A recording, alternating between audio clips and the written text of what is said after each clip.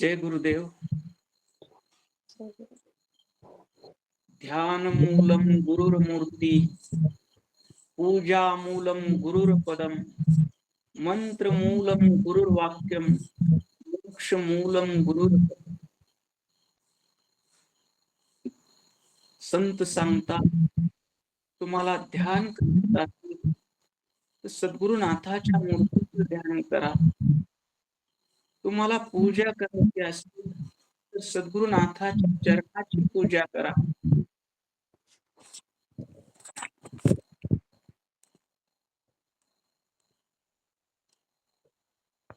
तुम्हाला मंत्र म्हणायचा असेल तर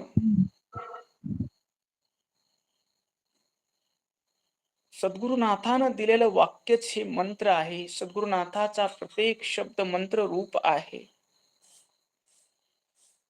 आणि तुम्हाला मोक्ष मिळवायचा असेल तर सद्गुरुनाथाची कृपा आवश्यक आहे.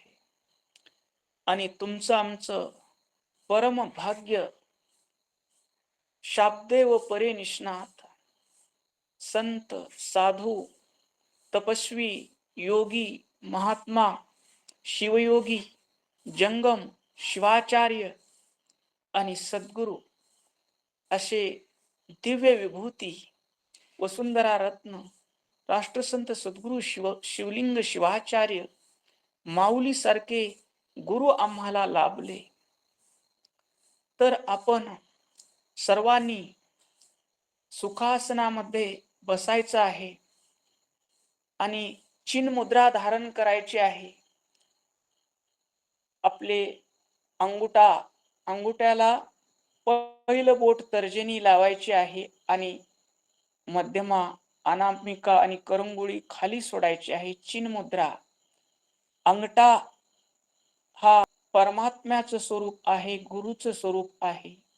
आणि तर्जनी म्हणजे पहिलं बोट शिष्याचं स्वरूप आहे, जीवाचं स्वरूप आहे.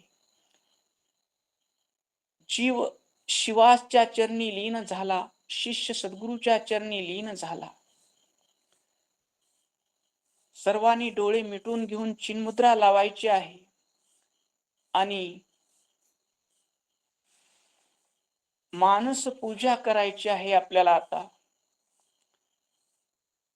आपण शिवपाठ म्हणत स्नान करत आहोत.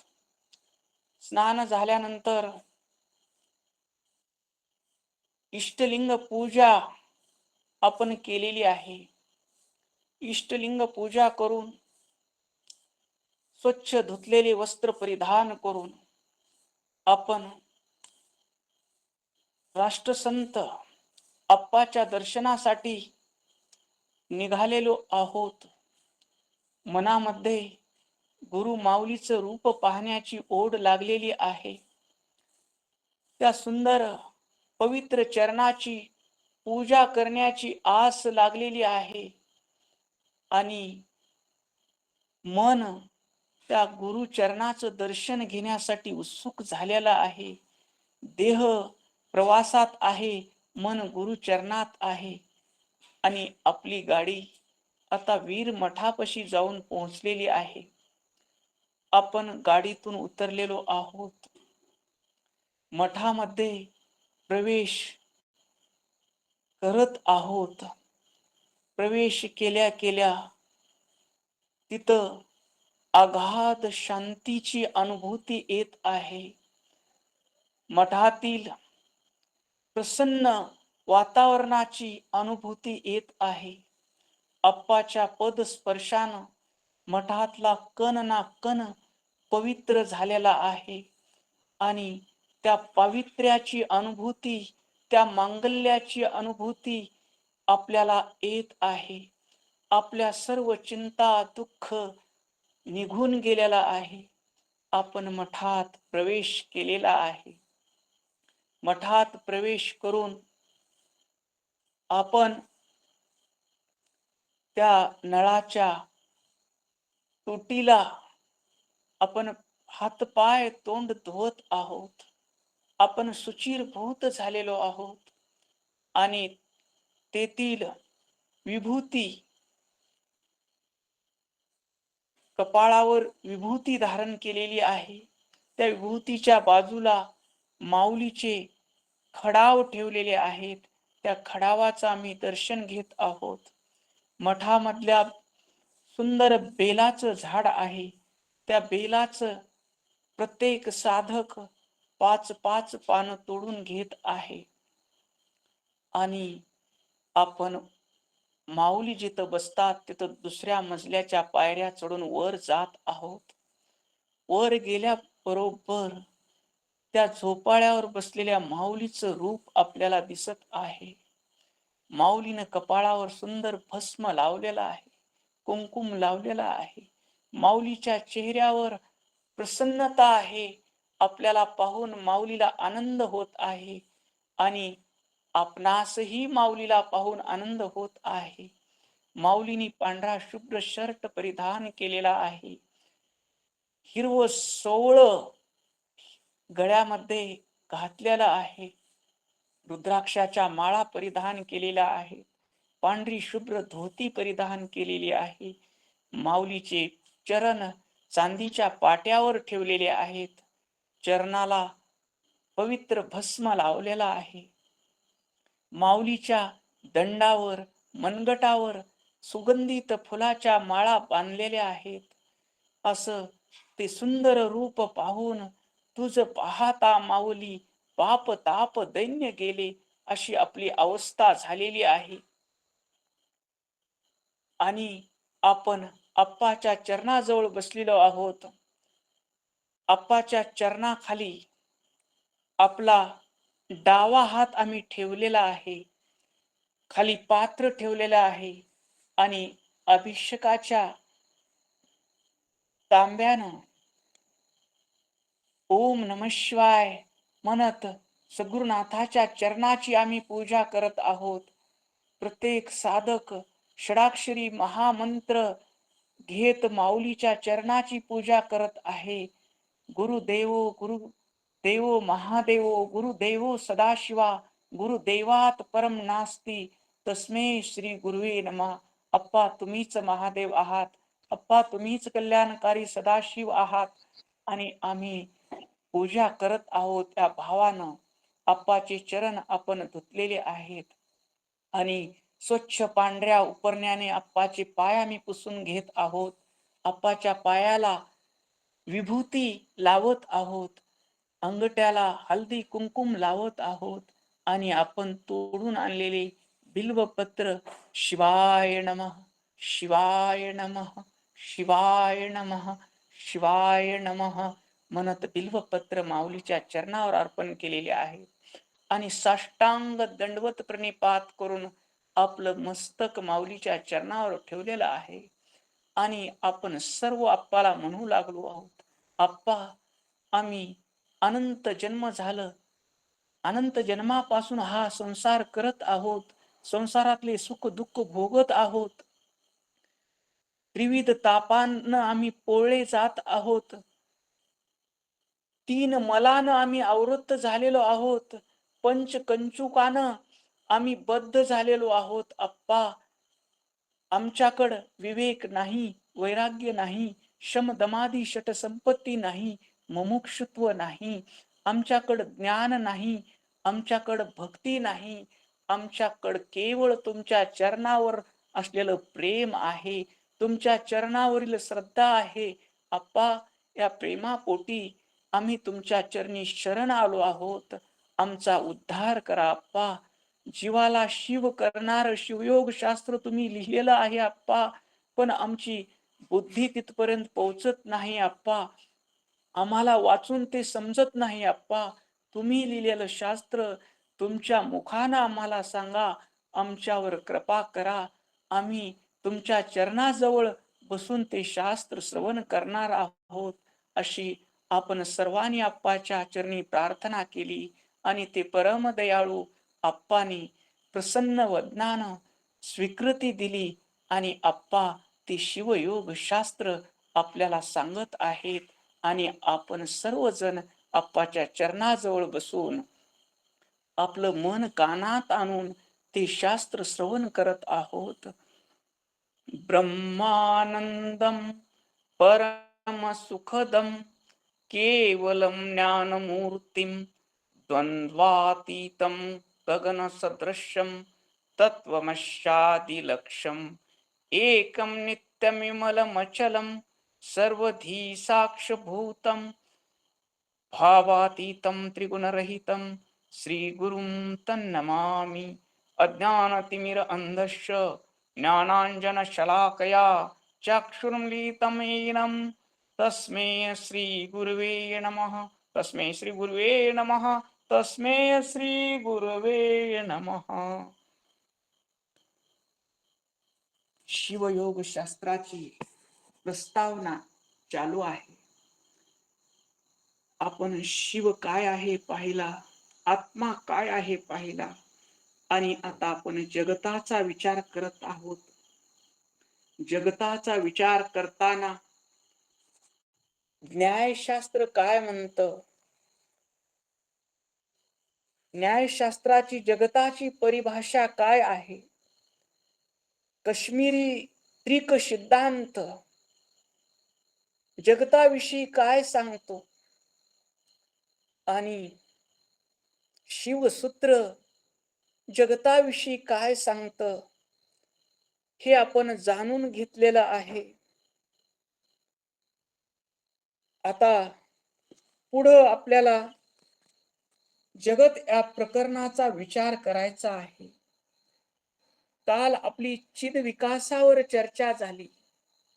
चिद विकास म्हणजे काय, कोणी सांगल का? चिद विकास, हा सांगा कावेरीताई, तुम्ही सांगता का? कोण सांगते चिद विकास? हे गहन शब्द आहेत बेटा, मी आता आले ते म्हणून दिसले तर चिद विकास नाही, सगळा अर्थ आला पाहिजे पूर्ण, एवढं नाही येणार। बर, दुसरं कोणी सांगल चिद विकास? काल चर्चा झालेली आहे, समजून घेत पुढे जायचं आहे आपल्याला। चिद विकास, हा सांगा ताई। चैतन्य चांगला चांगला विकास। चित विकास म्हणजे चैतन्याचा विकास। ओम नमः शिवाय, ओम नमः। चिद विकास म्हणजे चैतन्याचा विकास। ताई तुमचं म्यूट करा, मिनूताई। चैतन्याचा विकासाचं उदाहरण काल कोणतं घेतलं होतं आपण? बोला, चिद विकासाचं उदाहरण कोणतं घेतलं होतं? चिद विकास जय गुरुदेव भाऊ। विमर्श शक्ती, आपण उदाहरण गुळ आणि गुळाची गोडी नाही, चिद विकास ताई, चिद विकास। कळी आणि फुल, हा हा, कळी आणि फुल, हा कळी,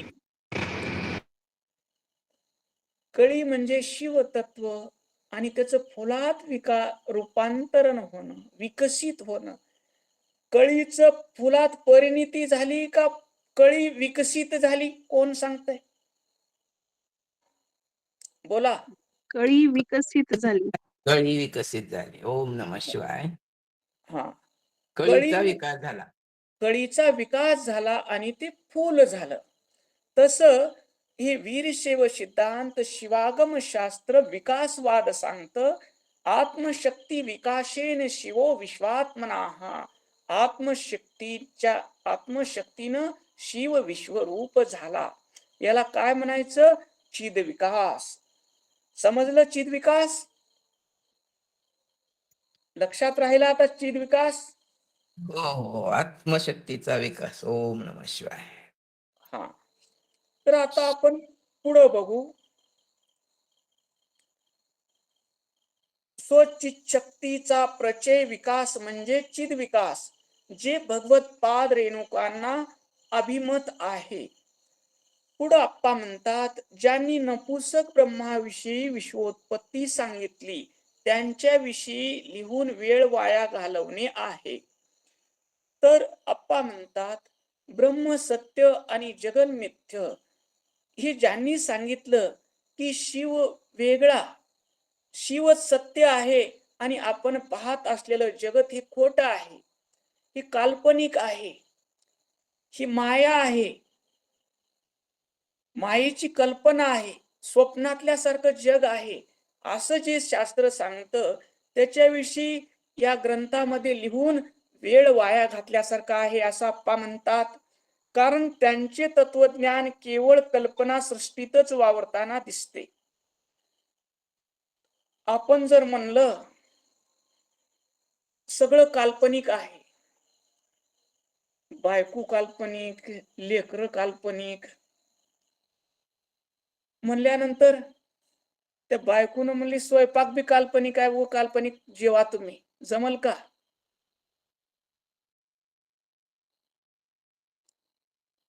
काल्पनिक जेवण जमल का खरंच जेवण लागल? बोला, हो लागतं. बोलत चला. खरंच लागतं. खरंच लागेल ना. नाही ना, काल्पनिक पोट भरणार नाही. काल्पनिक ओम खूप नमः महत्त्वाचं. हा, एक एक जण बोला. एकानं म्यूट काढलं, एक बोलत असताना दुसऱ्यानं ऐका, म्हणजे काय होईल आपल्याला स्पष्ट ऐकू येईल. तर ब्रह्म सत्य आणि विश्व काल्पनिक आहे असं वेदांत शास्त्र सांगतं. मग आपण जर सगळं काल्पनिक म्हणू लागलो तर व्यवहार कसा होईल? जेवायचं ताट काल्पनिक पाहिजे का खरं पाहिजे? कुणी एक जण सांगा. खरं पाहिजे ताई. ओम नमः शिवाय. खरं पाहिजे. मग संसार खरा का खोटा? पुढचा प्रश्न. संसार जरी खरा असला तरी तो करायचा, पण त्याच्यामध्ये लिप्त व्हायचं नाही. ओम नमः शिवाय. करायचा आणि ते कर्तव्य म्हणून पुढे सरकायचं आपण. संसार खरा आणि तो शिवरूप आहे असं शिवयोग शास्त्र सांगतं. मन्मथ माऊलींनी शिवयोग शास्त्र कोणत्या एका ओळीत सांगितलंय? कोण सांगतं? एका ओळीत शिवयोग शास्त्र सांगितलं. कोण सांगतंय? एका ओळीत शिवयोग शास्त्राची परिभाषा केली मन्मथ माऊलींनी. संसार शिवरूप आहे एका ओळीत सांगितलं. प्रसाद म्हणता का?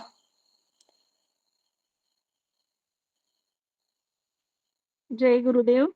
होय, हा, म्हणतोय. बोला. जे बोला जे ताई. दिसे जे जे दिसे दृष्टी पुढे, ते अवघे शिवरूप गाढे. हा, मन्मथ माऊली खूप अनुभवी संत होते. अभंगी निरूपण अनुभविले ज्ञान.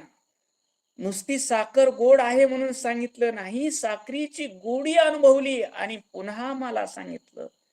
विश्व शिवरूप आहे असं अनुभव घेऊन सांगितलं. संसार खोटा आहे म्हणून सांगितले का माऊलीनं? संसार शिवरूप आहे म्हणले. ज्याची दिशी दृष्टी पुढे ते अवघे काय आहे? शिवरूप गाढे. म्हणजे एक कणही शिवरूपापेक्षा वेगळा नाही अशी दृष्टी मन्मथ माऊलीची होती. हे समन्वय लावायला आला पाहिजे बघा रजाताई. हे आता दोन हिशोब झाले इथं. वेदांताचे म्हणणं थोडं वेगळं आलं ना, आणि आपला शिवसिद्धांताचं थोडा फरक आहे. ह्याच्यामध्ये समन्वय अविनाभाव संबंधामध्ये येतो का बरे? जय गुरुदेव. जय गुरुदेव ताई. हे जय गुरु. अप्पानं लिहिलेलं शिवयोग शास्त्र आहे. ओम नमः शिवाय. ओम अप्पानं नमः शिवाय लिहिलेली भाऊ. प्रस्तावना आहे. त्या प्रस्तावनात जे अप्पानं सांगितलेलं आहे तोच भाव प्रगट होत आहे.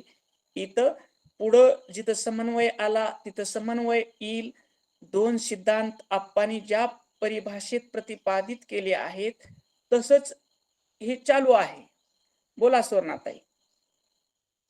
नाही, आपल्याला बोलत आहेत ना त्या कावेरी आजी, 92 वर्ष त्या काय खूप उत्तम अधिकारी. आता त्यांच्याबद्दल बोलणं म्हणजे मी खूप लहान पडते भाऊ. आता मी सकाळी श्रवण करते ना, त्यात विषय निघाला, सगळे जण जॉईन झालेले आहेत. तर ते हा फक्त एवढंच सांगायचं होतं. हा, नाही, मी ऐकूनच घ्या का नाही. माझा अभ्यास एकदम नाही. हे आपल्या धर्माचा मूळ सिद्धांताचा अभ्यास पक्का नाही. मी ऐकूनच घेणार. उगा आता बोलले, काही नाही काही नाही, ऐकून घेणार आता. नाही नाही, हो. बोला आजी, बोला आजी. तुम्ही आपण इथं पण या पाठात जॉईन झालं तेच भाग्य आहे आजी आमचं सगळ्यांचं. आपण त्यांना वेदांती पदवी दिली ती माहिती का भाऊजी? हा हो. जय हा. गुरुदेव. आता आपण हा ग्रंथ श्रवण करताना आप्पाच्या चरणावर आपण श्रद्धा ठेवलेली आहे. आप्पाच्या चरणावर आपला देह, मन, बुद्धी, वाणी आणि मीपणा हे आपलं नाम रूप सगळं आपण आप्पाच्या चरणावर समर्पित केलेलं आहे. आणि आप्पा जे सांगतील त्यावर आपल्याला विश्वास ठेवला तरच या शिवयोगाचं आपल्याला ज्ञान होणार आहे. कारण सर्व करिता समर्पण देव होय ऋणी आपण. अगदी बरोबर आहे, बरोबर आहे. इतकंच भावना ठेवून हे श्रवण करावं लागत. आणि आपल्या बुद्धीने जर तर्क लावू लागलो, हे आप्पा असं का म्हणत असतील, तर आपल्याला ज्ञान होईल का? नाही नाही, आपली बुद्धी लढवायचीच नाही तिथं. आपला मीपणा गुरुचरणी आपण मानस पूजेमध्ये मीपणा गुरुचरणी समर्पित केला. हो, बरोबर आहे. ओम नमः इथं शिवाय. इथं एक दृष्टांत सांगावा वाटतो. अष्टावक्र महर्षी जनकाच्या दरबारात गेले आणि त्यावेळेस त्यांचं 8 ठिकाणी शरीर वाकडं पाहून दरबारातले सर्व लोक हसू लागले. त्यावेळेस ते अधिकारी होते, त्यांनी म्हटले, ते गुरु होते, सद्गुरू होते. राजा जनका, तुझ्या दरबारात ज्ञानी कोणी दिसत नाही, सगळे मला चांभार दिसतात. सगळे चर्मकार दिसायलेत म्हणाले. ओम सगळे नमः शिवाय. चर्मकार दिसत आहेत. त्यावेळेस अधिकार कळाला. अधिकार कळून जनक सिंहासनावर उठला आणि साष्टांग दंडवत घातला. शरण तुम्हा आलो गुरुराया, कृपा मजवरी करा आता. मी तुम्हाला शरण आलो आहे सद्गुरुनाथा, मला आत्मउपदेश द्या. त्यावेळेस अष्टावक्रानं सांगितलं, जसं संपूर्ण गीता सांगितल्यानंतरही कर्मयोग, ज्ञानयोग, भक्तियोग हे सगळे योग सांगूनही अर्जुनाच्या लक्षात येत नव्हतं. त्यावेळेस श्रीकृष्णाला शेवटचं म्हणावं लागलं 18व्या अध्यायातल्या 66व्या श्लोकात, सर्व धर्मान परित्यज्य माम एकम शरणम व्रज, अहम त्वा सर्व पापेभ्य मोक्षास्मी मा शुचः. तू आतापर्यंत ऐकलेलं, आतापर्यंत मिळवलेलं ज्ञान, मी करता आहे ही भावना आणि तुझं सर्वस्व मला अर्पण कर. अर्पण केल्याशिवाय तुला हे ज्ञान मिळणार नाही. तसं अष्टावक्रानं, राजा जनका तुला ज्ञान पाहिजे आहे तर तो मला सर्वस्व समर्पित झाला पाहिजे. त्यावेळेस जनक हात जोडून चरणापाशी बसला आणि महाराज, तुमच्या चरणी मी सर्व समर्पित केलं आहे. माझं राज्य, माझी स्त्रिया पुत्र, माझा देह, माझं सर्वस्व अर्पण केलं आहे. त्यावेळेस सद्गुरू परीक्षा बघतात, विचारतात, जनका आता तू काय विचार करत आहेस? त्यावेळेस तो म्हणत आहे, जनक राजा, मी सगळं गुरुदेवा तुम्हाला अर्पण केलेलं आहे ही विचार करत आहोत. त्यावेळेस ते सद्गुरू म्हणतात, जे मन तू मला अर्पण केलंस त्या मनानं तुला विचार करायचा काय अधिकार आहे? जी बुद्धी तू मला अर्पण केली आहेस त्या बुद्धीनं तुला तर्क लावायचा काय अधिकार आहे? तर आपण माऊलीच्या चरणी सर्वस्व समर्पित झालेलो आहोत. माऊलीच्या मुखानं आपण श्रवण करत आहोत. आपण आपल्या बुद्धीनं तर्क लावू शकत नाही. गुरु रूप हे सबरा भरीत, तयाचा मानवा न लगे अंत, अदृश्य अगोचर अतीत, सर्वा ठाई व्याप्त असे सद्गुरुनाथाच्या स्वरूपाचा तुमच्या आमच्या सामान्य जीवाला अंत लागणार नाही. आपल्याला एकच उपाय आहे, त्यांच्या चरणी सर्वस्व समर्पित करणं आणि श्रद्धा ठेवून त्यांनी सांगितलेलं श्रवण करणं. भाव लक्षात आला? हो हो. छान आलं, छान लक्षात आलं. शुभांगी, मिनूबाई आणि रजाताई सगळ्यांचा भाव एक आहे. छान आहे, छान आहे, आनंद आहे. हा, म्यूट करा ताई. ओम नमः शिवाय. ब्रह्म अद्वितीय मानून सजातीय विजातीय सोगत भेदरहित मानायचे. त्याबरोबर सृष्टी उत्पत्ती करिता मायेची कल्पना करायची आणि तीही लोकावेगळी. तर वेदांत शास्त्राचा भाग आप्पा सांगत आहेत. ब्रह्म अद्वितीय मानायचं. ब्रह्म कसं आहे? अद्वितीय आहे, त्याच्यासारखं दुसरं ब्रह्म नाही. आणि पुन्हा मायेची कल्पना करायची. हे विश्व कशानं निर्माण झालं? मायेनं निर्माण झालं. विश्व कसं आहे? माया रूप आहे, काल्पनिक आहे, हे खरं नाही असं मानायचं. तर सजातीय विजातीय आणि स्वगत 3 भेद मानलेले आहेत. हे भेद आपण समजावून घेऊ. एक पांढरी गाय आहे आणि दुसरी काळी गाय आहे. काळी गाय पांढरी गाय आहे का हो? आणि पांढरी गाय काळी गाय आहे का? बोला.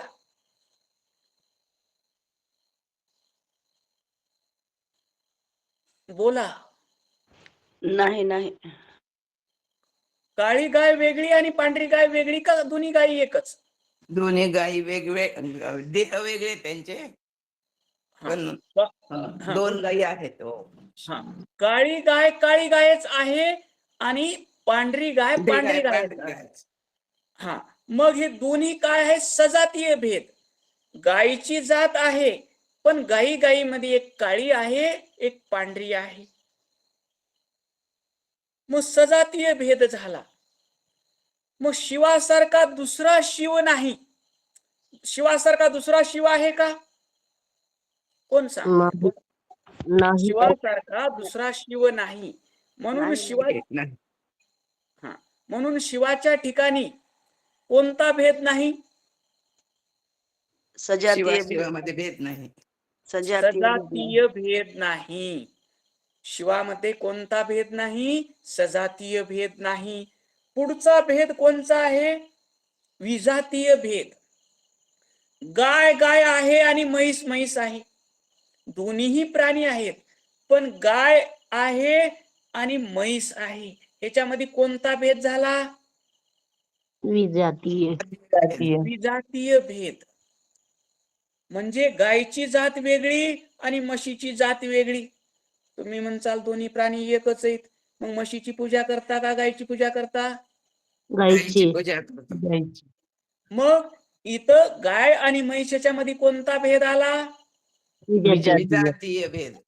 हा, मग शिवासारखा दुसरा कोणी शिव आहे का? दुसरी कोणत्या जातीचा शिव आहे का? मग शिवाच्या ठिकाणी विजातीय भेद नाही. एक शिव करता. हा, शिवाच्या ठिकाणी सजातीय भेद नाही, शिवाच्या ठिकाणी विजातीय भेद नाही, आणि तिसरा भेद आहे स्वगत भेद. गाय एकच आहे. गायचे शिंग वेगळे, गायचे कान वेगळे, गायचे पाये वेगळे, गायची शेपटी वेगळी, गायचं स्तन वेगळं, गायची जीभ वेगळी, गायचे नाक वेगळे. गायचे हे काय झाले? कोण सांगतय? स्वगत भेद. स्वगत भेद. गायचे मी सांगितलेले काय आहे? अवयव आहे. एकाच शरीरामधले अवयव. म्हणजे हे काय कोणता भेद झाला? स्वगत भेद झाला. मग शिवाला अवयव आहेत का हो? नाही. एक शिव कसा आहे? एक एव शिव साक्षात चिदानंदमय विभो निर्विकल्पो निराकारो निर्गुणो निष्प्रपंचकाः. त्याला रूप नाही, त्याला रंग नाही, त्याला आकार नाही. तो कसा आहे? निर्गुण निराकार निष्प्रपंचक आहे. तुझ बीज रूप नाही. हा तुझ रूप रेखा ना नाम आम्ही आम्ही भक्ती भक्ती धरून ठेवलो नाव नाम एरवी हा नाव अगोचर. हा मनमत माऊली मिनूताई तुमचं म्यूट करा, चालूच राहू लागले, बोलणं झालं की म्यूट करा. हा ठीक आहे. तुझ रूप ना रेखा नाम आम्ही भक्ती धरून ठेविले नाम. आता तीन भेद कोण सांगतय समजून घेत पुढे जायचंय आपल्याला. तीन भेद कोण सांगते बोला. हा सोनमताई बोला. हा बोला. सजातीय विजातीय स्वगत भेद. हा सविस्तर सांगा. अं, सविस्तर का? हा सजातीय कशाला म्हणायचं? सजातीय म्हणजे आता म्हणजे गायी आहेत पूर्ण, एक काळी गाय पांढरी गाय, पण गाय एकच आहे फक्त त्यांचं रंगरूप हे वेगळं म्हणजे सजातीय. काळी गायच आहे, पांढरी गाय पांढरी गायच आहे. काळी गाय पांढरी होऊ शकत नाही, पांढरी पांढरी होऊ शकत नाही. याला काय म्हणायचं? सजातीय भेद. मग शिवामध्ये आहे का सजातीय भेद? नाही. शिवा काळ्या गायसारखी पांढऱ्या रंगाची दुसरी गाय आहे, शिवासारखा दुसरा शिव आहे का? नाही. आता विजातीय भेद कोण सांगते दुसरं बोला. ओम नमः शिवाय. विजातीय भेद म्हणजे दोन जाती आणि दोन व्यक्ती. जातही वेगळी असते आणि व्यक्ती पण वेगळे असतात, त्याला विजातीय भेद असे म्हणतात. हा ओम नमः शिवाय. आता उदाहरणार्थ शिवामध्ये हा बोला. उदाहरण सांगायचं झालं तर झाड आहेत, हा परंतु झाडामध्ये एक आंब्याचं झाड आहे आणि एक लिंबाचं झाड आहे. हा त्याच्यामध्ये म्हणजे जातीमध्ये भेद आला. हा मग आता शिव विजातीय आहे का? शिव विजातीय नाही आणि सजातीय नाही. हा त्याला कुठल्याही प्रकारची जात वगैरे नाहीये, तो खूप एकच एक आहे. हा हो. तुम्ही खूप छान लक्षात ठेवलं. ओम नमः पुढं शिवाय. हा पुढं कोण सांगल स्वगत भेद कशाला म्हणायचं? स्वगत भेद बोला अंजुताई. स्वगत भेद. गाईचं कान, नाक, पाय, हात सगळे भाग. हा मग शिव स्वगत भेद आहेत का शिवाच्या ठिकाणी? नाही. कारण काय नाही स्वगत भेद? ओम नमः शिवाय. सांगू का ताई? हा सांगा सांगा. हा त्याला कुठल्याही प्रकारचे अवयव वगैरे नाही आहेत, म्हणून त्याच्यामध्ये स्वगत भेद सुद्धा होऊ शकत नाही. हा तो कसा आहे? ओम निरअवयव. निरावयव आहे तो. हा ओम. निरअवयव आहे. तर वेदांत इथपर्यंत मानतो ब्रह्म कसा आहे? अद्वितीय आहे मानून सजातीय विजातीय स्वगत भेदरहित मानतो. त्याबरोबर सृष्टी उत्पत्ती करता मायेची कल्पना करतो. इथपर्यंत सिद्धांत शिवयोग शास्त्राचा आणि वेदांत शास्त्राचा बराबर येतो. पुढं हे जग माईक आहे, काल्पनिक आहे असं जे म्हणतात, वेदांत शास्त्र हे जग माईक आहे, काल्पनिक आहे, खोट आहे म्हणतं, आणि सिद्धांत शास्त्र शिवयोग शास्त्र म्हणतं इथला अणु रेणू शंकर जळी काष्टी भरला, पिंडी ब्रह्मांडी बिंबला, अलक्ष दृष्टीने लक्षिला शंकरची शंकर. इथल्या अणु रेणू मध्ये कणकण में है भगवान. प्रत्येक हे विश्व चराचर शिवच आहे. शिवच विकसित झालेला आहे. जसं कळीचं फूल झालं तसं बीज धाकटे एकटे तया विश्व कोंब फुटे, झाले विश्वाचा पसारा बहु ब्रह्मांडाचा सारा. एका अभंगामध्ये संत सांगतात बीज धाकट एकट, त्या बीजामध्ये हे विश्व वृक्ष होतं, त्याला विश्व कोंब फुटलं. आणि बीज वेगळं आणि वृक्ष वेगळं का हो? बीज सत्य आणि वृक्ष काल्पनिक म्हणता येईल का? बोला. नाही. नाही. बीजापासूनच वृक्ष तयार होतो. मग वृक्षाला माया म्हणता येईल का? बीज तेवढं खरं मानणार आम्ही, वृक्ष काल्पनिक आहे. जमतय का? बोला. नाही. वृक्ष खरं आहे का काल्पनिक आहे? वृक्ष ही सत्यच आहे. मग आप्पा सांगलेलं सिद्धांत पुराव्यासहित सांगल्यात का उगम मनानं सांगल्यात? पुराव्यासहित पुरावे. बीजाचं रूपांतर वृक्षात. हा, बीज बीज विकसित झालं. बीज काय झालं? वृक्ष रूपामध्ये काय झालं? विकसित झालं. आत्मशक्ती विकासेन शिवो विश्वात्मनाः. आपल्याला कुठूनही इथंच यायचं आहे. मग हे वडाच्या बीजामध्ये काय होतं हो? काय होतं?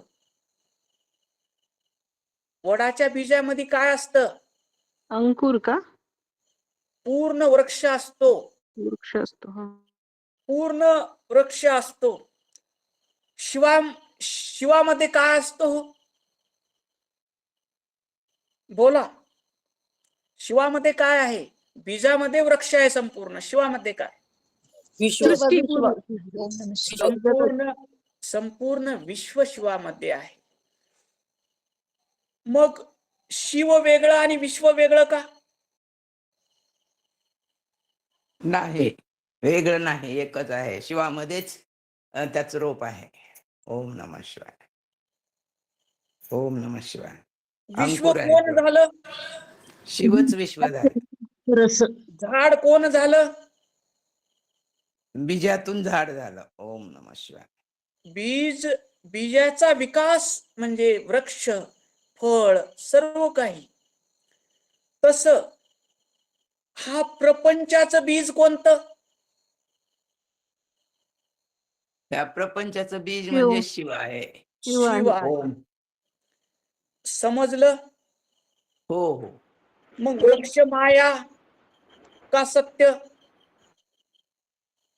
सत्यच मानावं लागेल. शिव सत्य आहे म्हणजे सर्व मानायचा का जाणायचा? जाणायचं. आता अनुभव घ्यायचा त्याचा आणि जाणायचं. अनुभव घ्यायचा. उग म्हणलेल्यात म्हणून नाही. वृक्ष सत्य आहे. सत्य काय आहे? सत्यम. पुढं बोला. शिवम सत्यम शिवम सुंदरम. वा. म्हणजे आपल्याला दिसत आहे ते विश्व कसं आहे? पहिलं बोला. सत्यच आहे. सत्यच आहे. सत्य आहे. आणि सत्यच काय आहे? शिवमय आहे.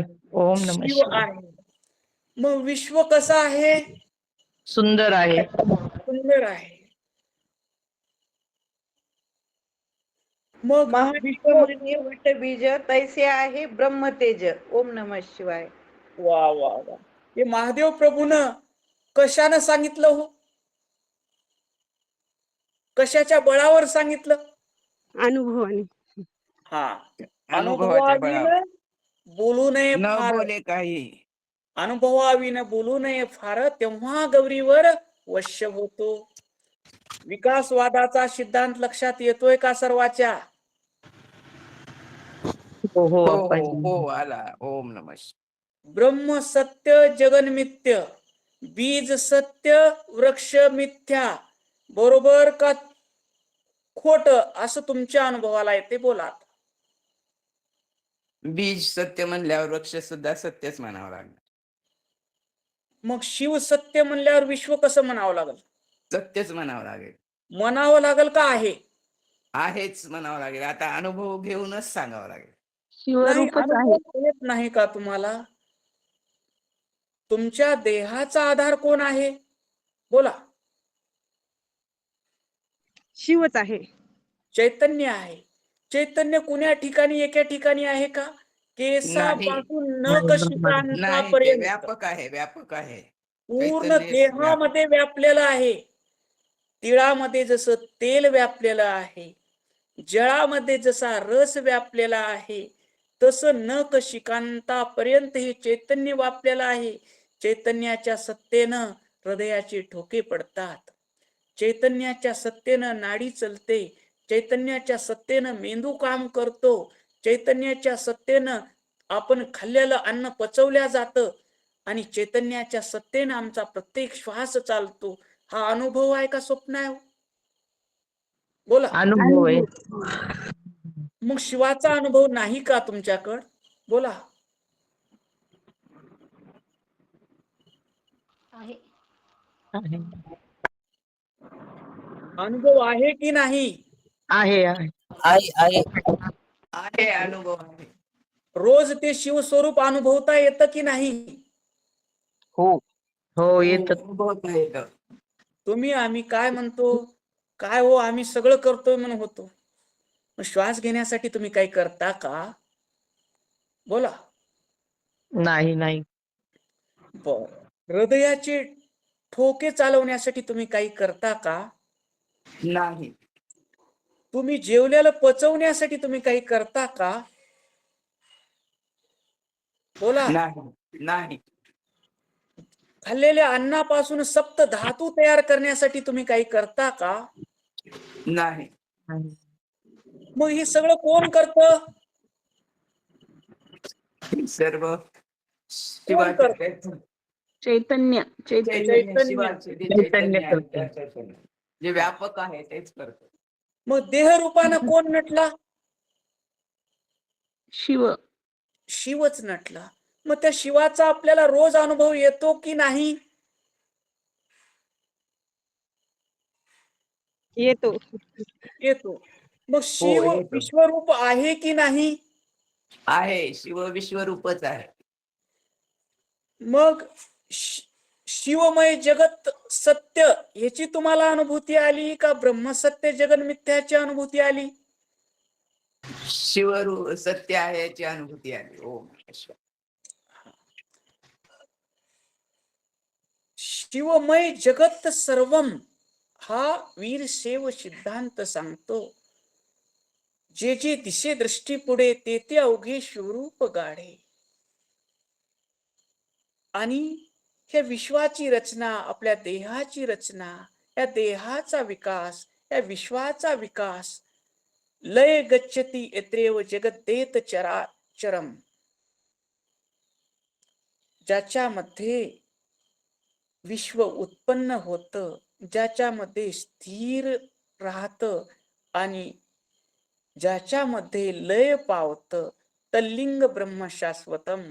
आपल्या जे गळ्यामध्ये आपण इष्टलिंग धारण केलेला आहे त्या लिंगामध्ये, त्या आपल्या आत्म्यामध्ये हा देह उत्पन्न होतो. या आपल्या आत्म्यामध्ये हा देह स्थिर राहतो आणि अंती आपल्या आत्म्यामध्ये लय पावतो. तसं विश्व शिवाचा विकास आहे. शिवामध्ये शिवच विश्वरूप होतो. शिवच विश्वरूपानं नटतो आणि सर्व लीला ही शिवाचीच आहे. तर पुढं आप्पा या ग्रंथात सांगतात, शिवाय या कल्पित मायेला मानले तरी कल्पित मायेने मानलेले विश्व हे कल्पितच, कारण कारणाचे गुण कार्यातच येतात. आप्पा इथं म्हणतात, विश्व जर कल्पित मानलं तर विश्वाचं कारणही कल्पित आहे. मानणारा बी कल्पितच म्हणावं लागेल की. याशिवाय कारणाला कारणत्व येतच नाही. धूर निघाला म्हणजे तिथं काय कारण आहे, कोण सांगल? अग्नी प्रज्वलित होणे. अग्नी आहे म्हणून अग्नी काय आहे? कारण. आणि धूर काय आहे? कार्य. बीज काय आहे? कारण आहे. आणि आणि वृक्ष कार्य कार्य काय आहे? वृक्ष कार्य आहे. वृक्ष कार्य आहे. मग वृक्ष जर कल्पित म्हणला तर बीजालाही कल्पितच म्हणावं लागेल. कल्पितच म्हणावे लागेल. आप्पा काय म्हणतात, कार्याला जर तुम्ही काल्पनिक म्हणत असाल, इथं स्पष्ट लिहिलेलं आहे, या कल्पित मायेला मानले तरी या कल्पित मायेने निर्मिलेले विश्व कल्पितच, कारण कार्याचे गुण, कारणाचे गुण कार्यात येतात. मग विश्व कल्पितच म्हणावं लागेल आणि त्याचं कारण चैतन्यही कल्पितच म्हणावं लागेल, असं आप्पा म्हणतात. बीज वृक्ष जर कल्पित असला तर बीज कसा असेल? हा बोला. कल्पितच. कल्पितच असेल. कल्पितच म्हणावं लागेल. समजला का सिद्धांत, का डोक्यावरून चाललंय? बोला. खूप छान समजतंय का समजलं. सगळं? हो हो खूप छान समजलं एकदम. हा. तर आप्पा पुढे म्हणतात,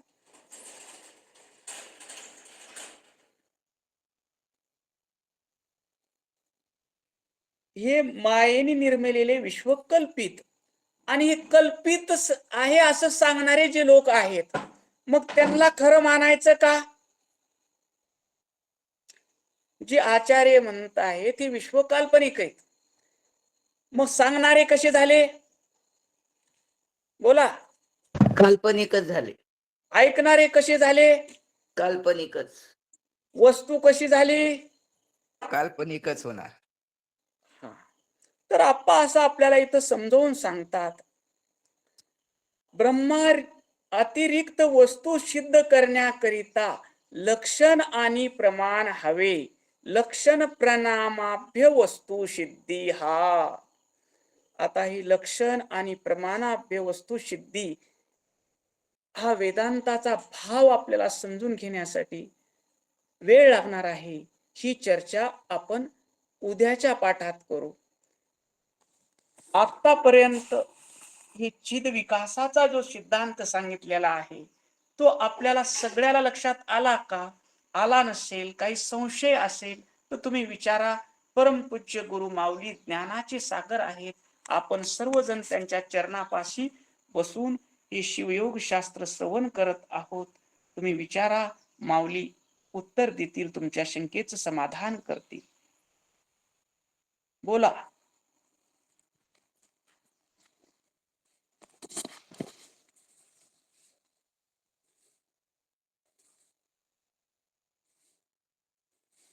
बोला, सर्वांना समजलं?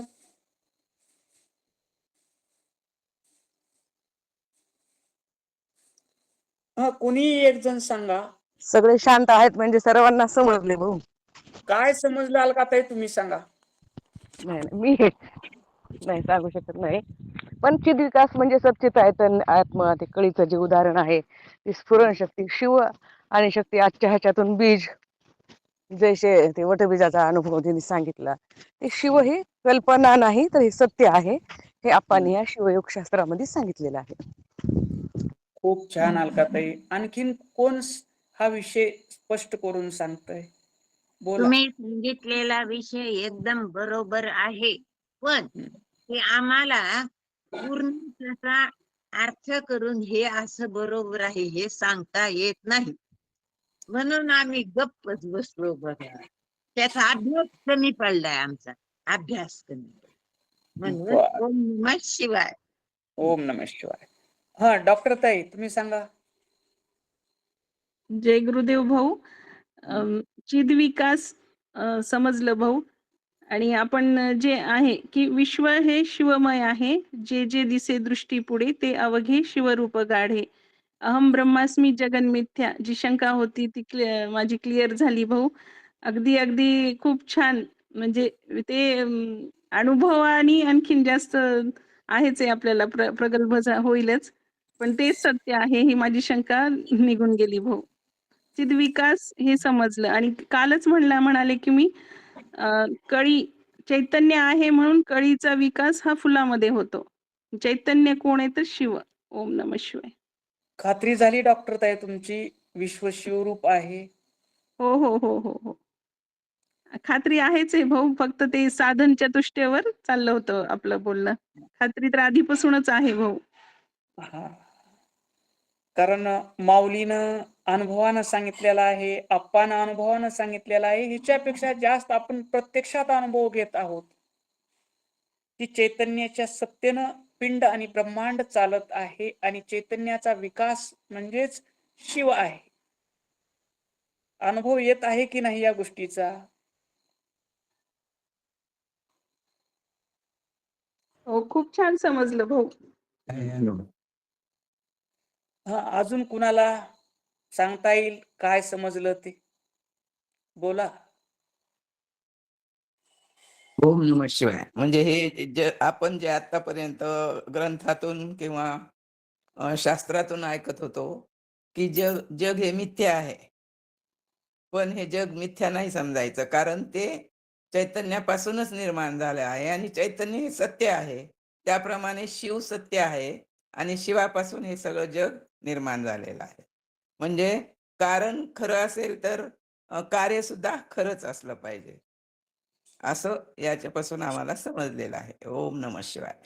आणि खूप यासाठीच खूप आपण काय केले, स्त्रीक दर्शनाचा विचार घेतला, न्यायशास्त्राचा विचार घेतला आणि पुन्हा आमच्या वेदांती काय म्हणतात, हे काय म्हणतात, सगळ्यांचं प्रमाण देऊन आपण परिपूर्ण रीतीनं आम्हाला शिव सत्यमय आहे हे सिद्ध करून दाखवलेलं आहे. म्हणून आमचा हा शिव सिद्धांत परिपूर्णपणे इथं पूर्ण समजलेला आहे भाऊ.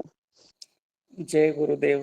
हा सिद्धांत एखादी उदाहरण देऊन तुम्ही कसं स्पष्ट कराल? दुसरं कोणी सांगतंय का? बोला.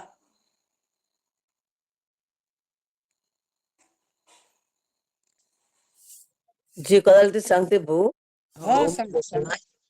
ज्याप्रमाणे वडाच्या एका बीजामध्ये संपूर्ण वृक्ष असतो, हम्म. पानं, फळं, फुलं, फांद्या सर्व त्या बीजामध्ये असतात, छोट्याशा बीजामध्ये. त्याप्रमाणे विश्व हे सर्व शिवमय आहे. सर्व विश्व हे शिवामध्ये आहे आणि शिवच नटलेलं आहे. त्यामुळे सगुण निर्गुण जे जे असेल ते सर्व विश्व आहे. ओम नमः शिवाय. हा, जय गुरुदेव. खूप छान सांगितलं ताई तुम्ही. आता हेच शिवदास माऊली शिवपाठातून विश्व शिवमय आहे कोणत्या अभंगात सांगतात, कोणत्या चरणात सांगतात? बोला. ओम नमः शिवाय. हा, सांगू बोला. का? सांगा ताई. रूपतेची नाम नामतेची रूप नाम एका माप विशेषकी. ह्या नाही, ह्या अभंगात सांगतात. तसं तेही बरोबर आहे, पण जे काही दिसत आहे ते शिवरूपच आहे असं कोणत्या अभंगातून सांगतात? तुम्ही सांगितलेलंही बरोबरच आहे, पण आणखीन एक अभंगातून सांगतात. 21वा अभंग. शिवदास म्हणे विश्वरूपाहून अधिक म्हणून स्मरण. विश्वरूपाहून अधिक म्हणून नामाचं महत्व सांगितलं. आता विश्वरूप शिवच आहे म्हणून त्याला नमस्कार केला. नामाचं महात्म्य सांगितलं यात, बरोबर आहे. आता जे जे नामतेची रूप दिशेत जे दिशेदृष्टी पुढे शिवरूप गाडे मन्मथ माऊलीनं सांगितले, तसं हे विश्व शिवरूप आहे. 21वा अभंग कुणाला पाठ आहे का? बोला. शिवपाठातला 21वा अभंग. जय शंकर, जय ओम गुरुदेव. नमः शिवाय. निर्गुणे हा, निर्गुण सगुणे सगुण त्रिगुणे त्रिगुण शिवाचे तो. वा, ऐसा साधू. काय सुंदर शिवदास माऊलीला दिसलं. निर्गुणी निर्गुण. जे निर्गुण आहे ते कोण आहे? शिव आहे. जे डोळ्यानं दिसतंय ते सगुण, ते कोण आहे? शिव आहे. सत रज तम या 3 गुणात लपलेलं व्यक्तिमत्व कोण आहे? कोण आहे? शिवच आहे. शिवच आहे. माधुरीताई, पूर्ण अभंग म्हणावं. ओम नमः शिवाय. निर्गुणे निर्गुण सगुणे सगुण त्रिगुणे त्रिगुण शिवाचे. ऐसे साधू मुखे जाणून या तत्व स्मरता जीवत्व नुरे काही. हा जरी आपणा नकळेची बोध तरी नाम शुद्ध जपावे. शिवदास म्हणे तेने शुद्ध सत्व. शिवदास म्हणे तेने शुद्ध सत्व स्मरता तत्व कळे स्पष्ट. होय मग तत्व कळे स्पष्ट. होय मग तत्व कळे स्पष्ट. मग आता हे शिवयोग शास्त्र संतांनी एका अभंगात आणले शिवदास माऊलीनं. निर्गुणी निर्गुण सगुणी सगुण त्रिगुणी त्रिगुण शिवचितो. हे कुणाकडून जाणून घ्या म्हणले? कुणाकडे बोट दाखविले हे तुम्हाला कळून घ्यायचं झालं तर? संताकडे. ओम नमः शिवाय. शिवाकडे. ऐसे साधू मुखे जाणून या तत्व साधूकड जा, सद्गुरूकड जा. सद्गुरूच्या चरणी तद्विधी प्रणिपातेन परिप्रश्नेन ववया उपदेशंती ते ज्ञान ज्ञानीन तत्वदर्शिना. भगवद्गीतेतही हे सांगितलं आहे. हे तत्व तुम्हाला जाणून घ्यायचं असेल तर तुम्ही प्रणिपात करा सद्गुरूच्या चरणी, त्यांची सेवा करा आणि ते प्रसन्न झाल्यानंतर ते ज्ञानी तत्वज्ञानी महापुरुष तुम्हाला ते रहस्य सांगतील. मग आपण बरोबर रस्त्यानं चाललो आहोत का चूक रस्ता आहे आपला? आता आपण पाठ चालू केल्या केल्या कुठं जातो? बरोबर बरोबर आहे. बरोबर, अगदी बरोबर. आपण पाठ चालू केल्या केल्या कुठं जातो? आधी बोला. मठात जातो आपण. मठात जाऊन गुरुचरणात. गुरुचरणाची पूजा करतो, गुरुचरणावर नतमस्तक होतो आणि आपला देह भाव, आपला शरीर मन बुद्धी, वाणी आणि मीपणा सर्व आप्पाच्या चरणी समर्पित करतो आणि मना पुरी पाठी घेऊन आपण काय करत आहोत? आप्पाच्या मुखानं काय श्रवण करत आहोत? शिवयोग शास्त्र श्रवण करत आहोत. ऐसे साधू मुखे जाणूनिया तत्व समृत्ता जीवत्व नुरे काही. साधूच्या मुखातून जसं सगळे कागद नोटा नसतात, बरोबर आहे का नाही? नोट कोणत्या कागदाची होते हो? बोला. ज्याच्यावर गव्हर्नरची सही आहे. गव्हर्नरची सही आहे तो कागद काय होतो? काय होतो? नोट होतो. तस ज्या शिष्यावर सद्गुरुनाथाची कृपा झाली त्याला त्याच्यावर ज्ञानाची स्वाक्षरी होते. आणि ज्ञानाची स्वाक्षरी करण्यासाठी कागद कसा पाहिजे हो? कोरा. कोरा कागद पाहिजे. मी ज्ञानी, मी पंडित, मी वेदांत जाणतो, वेद जाणतो, सगळं जाणपण जर आपण तिथं घेऊन गेलो तर आपल्याला काही कळल का? नाही, अजिबात कळणार नाही. आपल्याला स्वतःला रिकाम करून घ्यावं लागेल. आपल्याला स्वतः रिकाम करून तिथं चरणाजवळ बसावं लागेल. तर त्यांनी सांगितलेलं आपल्याला का होईल? ऐसे साधू मुखे जाणूनिया तत्व समृता जीवत्व. ते तत्व जाणून घ्यायचं आहे आणि दिवसभर स्मरण करायचं आहे. माझ्या देहात शिव आहे आणि विश्वरूपानं, विश्व प्रपंच रूपानं नटलेला परमात्मा म्हणजे माझा कोण आहे? शिव आहे. समृता 8 टाकलेली आहे. साधू मुखानं आपण जाणून घेतलं. त्याचं दिवसभर आपल्याला का करायचं आहे? बोला.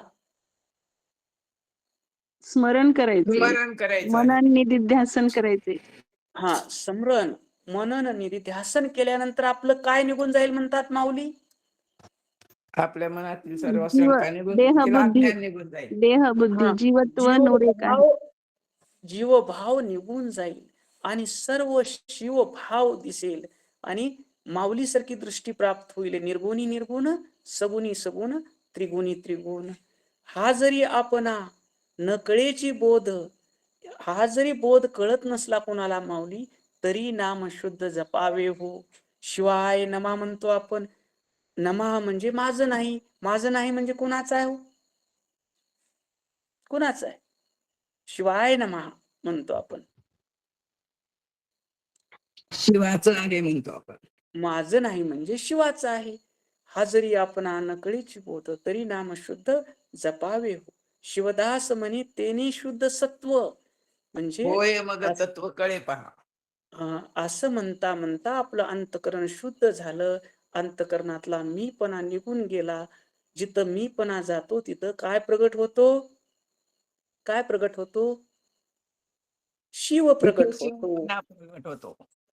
तिथं तत्व आपल्याला स्पष्ट दिसू लागतो. समजलं आता सगळं? विश्वरूप शिव समजलं? हो कळालं. ओम नमः शिवाय. शिवदास माऊलीचा अनुभव, मन्मथ माऊलीचा अनुभव, आप्पाचा अनुभव आणि आपण घेत असलेला अनुभव चारही एका ठिकाणी आले का? हो हो आले. ही माझी वाक पुष्प पूजा समर्पण हो श्री गुरु राजा. मन्मथ शिवलिंग विनवी ओजा. श्री गुरु नागेशाशी, श्री गुरु नागेशाशी. संत शिरोमणी शिवयोगी मन्मथ स्वामी महाराज की जय. राष्ट्रसंत सद्गुरु शिवलिंग शिवाचार्य महाराज की जय. पार्वती पते शिव हर हर हर महादेव. सच्चिदानंद सद्गुरुनाथ महाराज की जय. दर्शन द्या ना. रजाताईला नमस्कार. रजाताई